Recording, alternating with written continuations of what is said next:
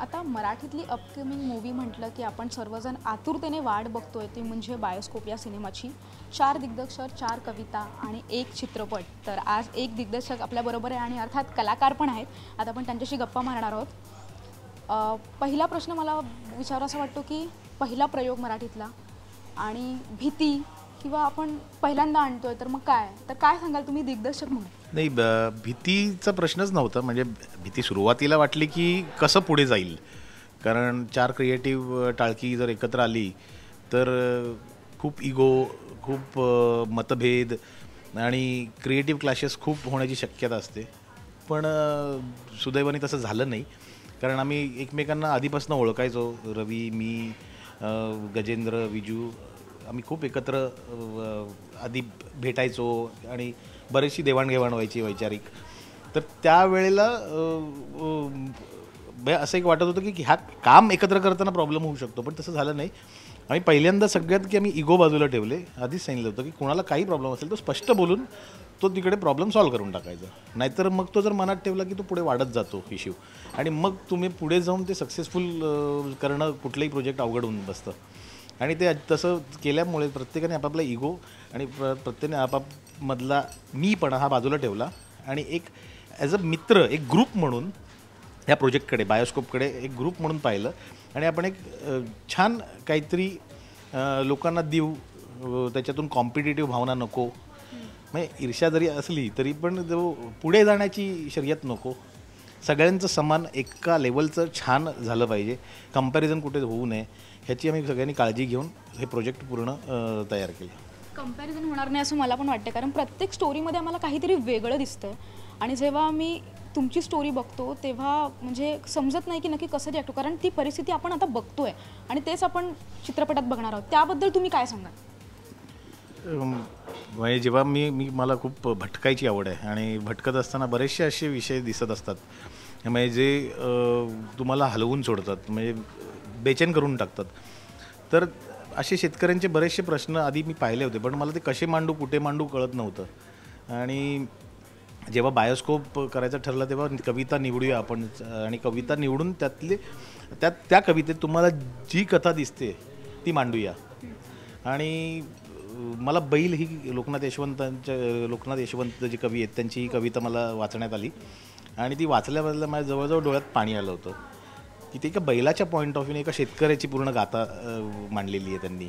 5-6 ओळींची कविता आहे आणि ते इतकं सुंदर मांडलं होतं की मला सगळे मागे जे प्रॉब्लेम मला दिसले होते जे फिरताना इकडे तिकडे, ते सगळे असे खटखट फ्लॅशेस येऊन गेले. म्हटलं की आपण हा सिनेमा मांडूया, आणि बैल म्हणून मी ही कविता निवडली आणि त्याची सुरुवात केली. आणि त्याला मला अभय दखणे सारख्या माझ्या लेखक मित्राची साथ मिळाली. आणि जेव्हा मी त्याची पटकथा तयार केली तेव्हा 2 चेहरे माझ्यासमोर आले, मंगेश देसाई आणि स्मिता तांबे. कारण ते जे त्यांची व्यक्तिरेखा जी तयार झाली होती जी लिखाणातून, ती वाचल्यावरती मला पहिला मंगेश डोळ्यासमोर आला की हा शेतकरी कोण असेल.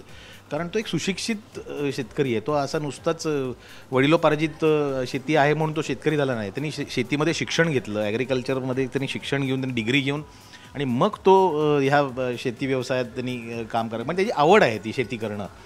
आणि ते सगळं करत असताना शेतकऱ्यांना कसं डावललं जातं किंवा कसं त्यांच्यावरती अत्याचार होतो या समाजाकडून किंवा सरकारकडून म्हणा किंवा तुम्ही सिस्टमकडून, हे सगळं ते इतकं छान मंगेशने उभं केलं त्या अभिनयातून. आणि त्याला साथ स्मिता तांबे जी एक उत्तम नटी आहे, जिचं मी काम खूप वेळा पाहिलं आहे आधी. तिने माझ्याबरोबर एक छोटंसं एक कॅरेक्टर केलं होतं एका सिनेमात, आणि मला तिला काहीतरी एक चांगला रोल द्यायचा होता, आणि ते माझी काय म्हणतात ती कमिटमेंट होती. आणि ती ह्या निमित्ताने मला वाटतं की बैल द्वारे ही कमिटमेंट पूर्ण केली. कमिटमेंट तेच म्हणतोय मी, कमिटमेंट पूर्ण झाली. कमिटमेंट पूर्ण केली म्हणजे मी स्वतःला एक कमिट केलं होतं की हिला एक चांगला रोल द्यायचा म्हणून. आणि तो ह्याच्यापुढे आता तो माझा विश्वास बसला आता पूर्ण ह्याच्यावर की आता ही असेल, त्यामुळे ह्याच्यापुढे हे कंटिन्यू राहील. आपण आता कलाकारांकडे जाऊ. सर्वात आधी मी जाईन तुझ्याकडे, कारण तुझं मी मगापासून फक्त कौतुकच ऐकतेय. म्हणजे काय, आणि आता पण तू बघतोस, आता पण पोचपावती तुला मिळते की 2 चेहरे दिसले, आधी कथा वाचली आणि दिसली स्मिता आणि मंगेश दिसले. मंगेश काय सांगशील? मुळात गिरीश आणि मी खूप जुने मित्र, पण कधी कसा योग नाही आला. आणि एकदा असं आमची चर्चा झाली होती. म्हटलं मला तुझ्याकडे काम करायचं आहे. मी त्याला प्रेमाने गिरू म्हणतो. म्हटलं गिरू माझ्याकडे काम करायचं आहे तुझ्याकडे यार. गिरू का? क्या बात आहे. म्हणून तर आपण या सिनेमात आहोत. आणि तो मला म्हणाला डन. आपण जे बायोस्कोपमध्ये मी जी स्टोरी करतोय त्याचा हिरो तू.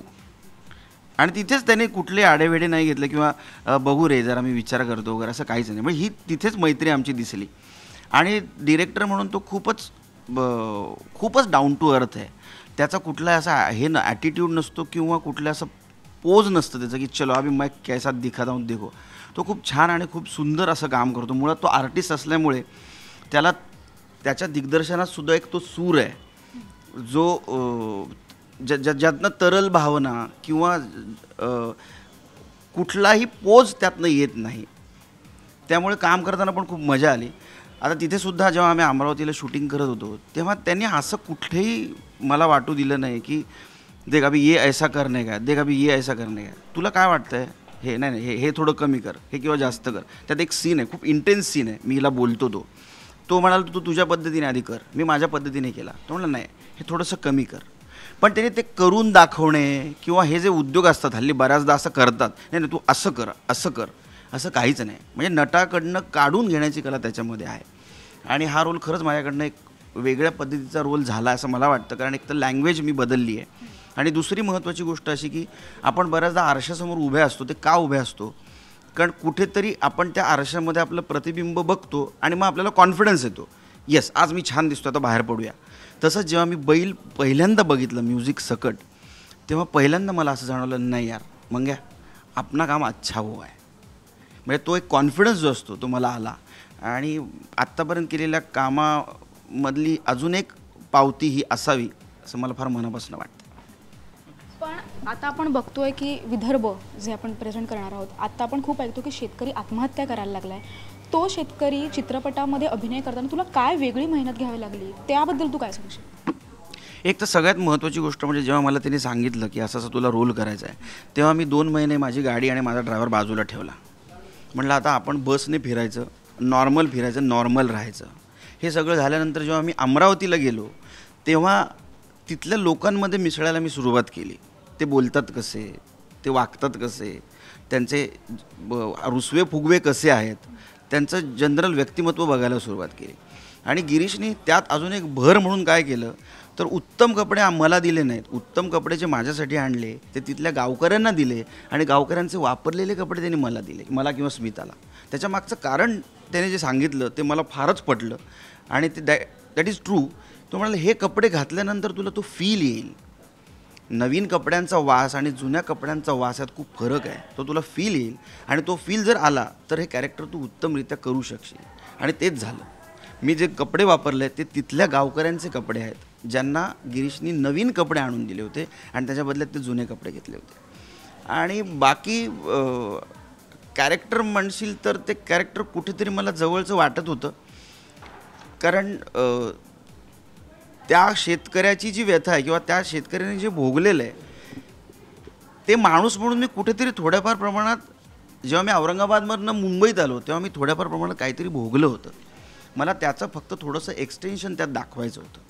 म्हणजे तो कुठेतरी माझ्या मनातल्या काही भावना, म्हणजे आपण जेव्हा अभिनय करत असतो, अभिनय आपला चांगला कधी होतो, आपल्या मनात काही गोष्टी साठवलेल्या असतात, त्या रोलमध्ये आपल्याला दिसतात आणि मग आपण त्या समोर आणतो. तसंच ते झालं असावं कदाचित आणि म्हणून बरं माझं काम झालं असेल. आता आपण स्मिताकडे येणार आहोत. स्मिता, शेतकरी मरतो, त्याची फॅमिली राहते आणि त्या शेतकऱ्याच्या बायकोचा रोल तुला करायला मिळालेला आहे. तू काय सांगशील तुझ्या रोलबद्दल? म्हणजे तुझ्या प्रश्नातच खरं तर उत्तर आहे की शेतकरी मरतो, तो आत्महत्या करतो, त्याची शेती असते, त्या शेतकऱ्याची एक बायको असते. तर त्याची बायकोचं असणं आहे ना ते तेवढंच, तेवढ्या शब्दापुरतं आहे. त्याचा एक मंगेशचा एक वेगळा प्रवास आहे.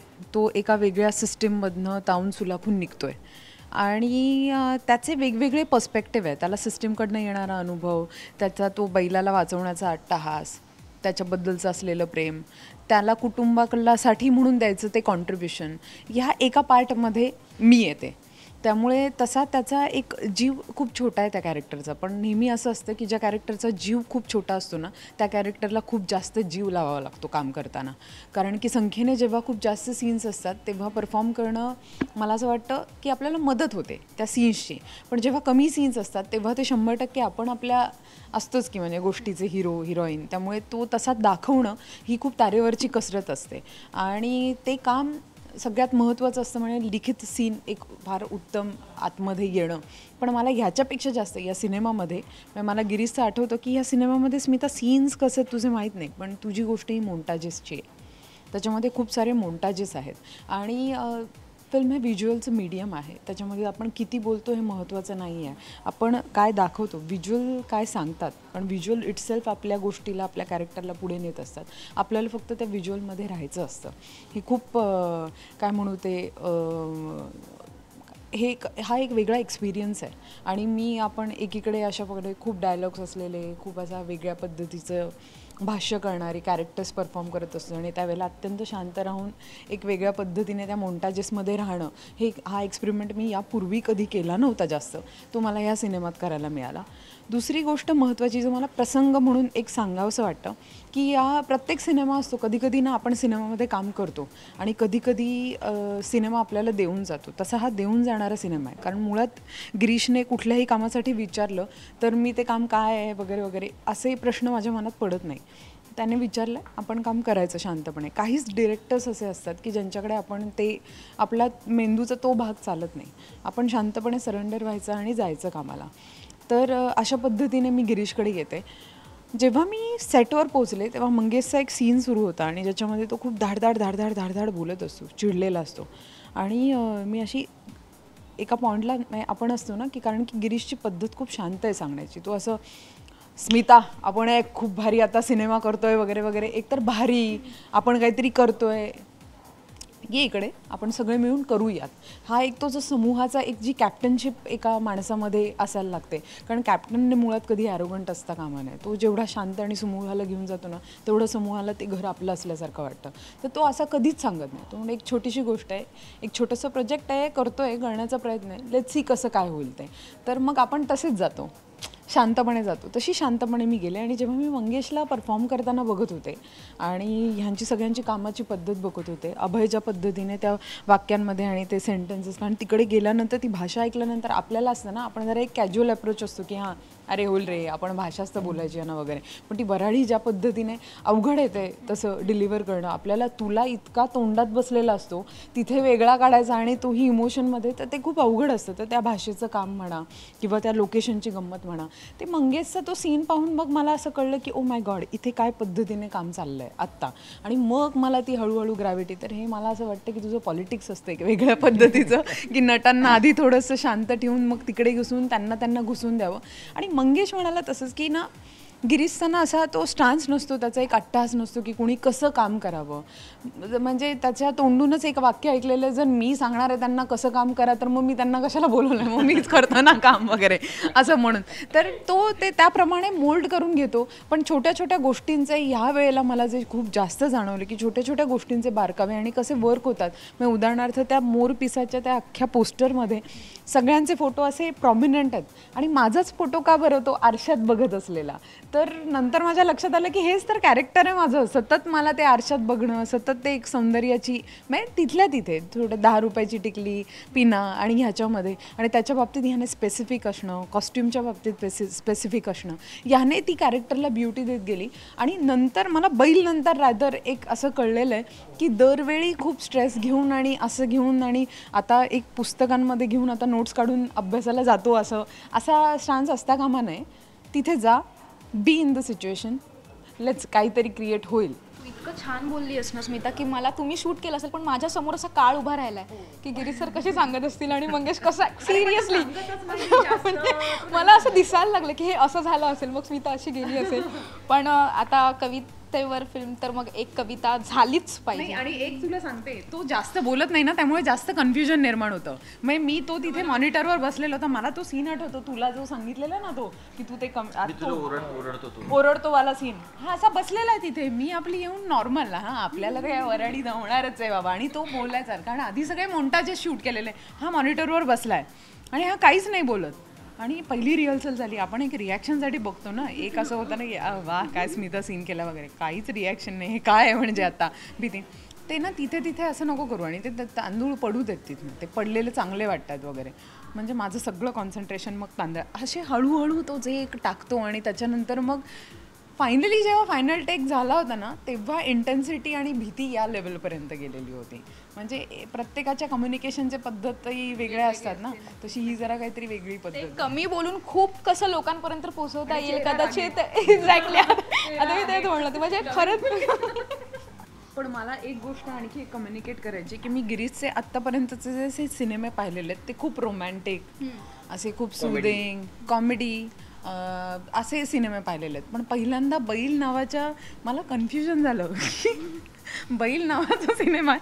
परत मला असं वाटलं माझं कन्फ्युजन होत आहे का, की काहीतरी वेगळं ऐकलं आहे का मी, काहीतरी असं मला झालं वगैरे. पण जेव्हा आत्ता हा सिनेमा जेव्हा मी गोव्याला पूर्णपणे पाहिला, तर मला असं, कारण मी कायम गिरीशला असा एक बाईक राईड करणारा, एकदम ट्रेकवाला, आणि असा जेचा वगैरे ही सगळी जी मंडळी आहेत वगैरे, अशी जरा फार नकलाकार, खोड्या काढणारी अशी खोडकर मंडळी आहेत वगैरे.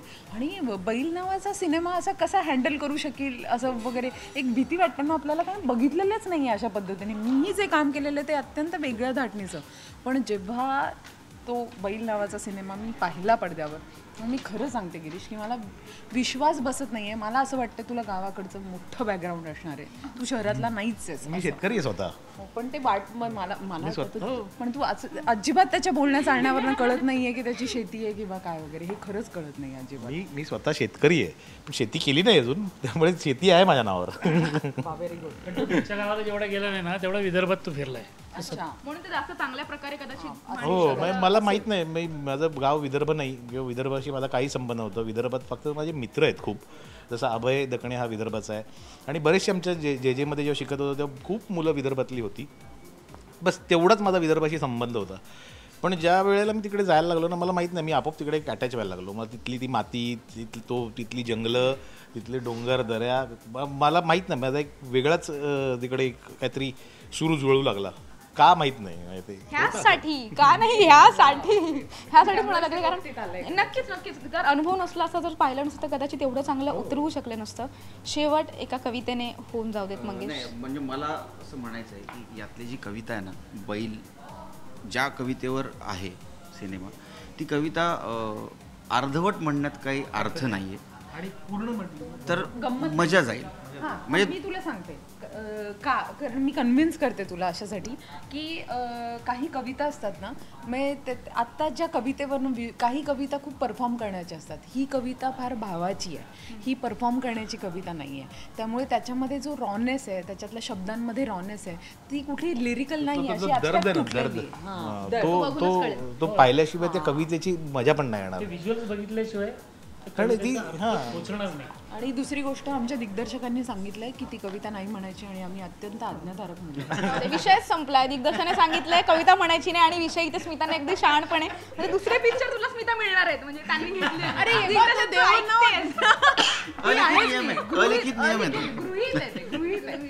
ठीक आहे, तुम्हाला खूप खूप ऑल द बेस्ट तुमच्या मूवीसाठी, आणि नक्की ती गाजणार आहे, ह्यामध्ये शंकाच नाहीये मला अजिबातही. तुम्हाला all the best. Cameraman Faizan बरोबर शुभांगी साळवे, राष्ट्र मराठी.